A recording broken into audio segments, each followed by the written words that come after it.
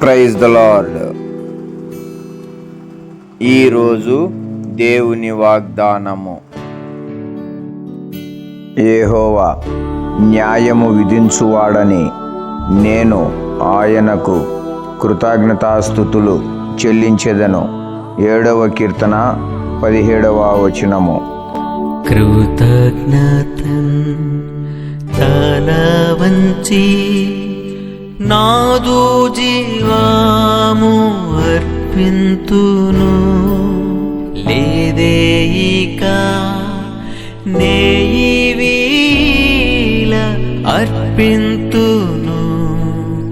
నన్నే నీకు దూరమైతే నీ ప్రేమ మరచి నేరేపితే నీ గాయముల్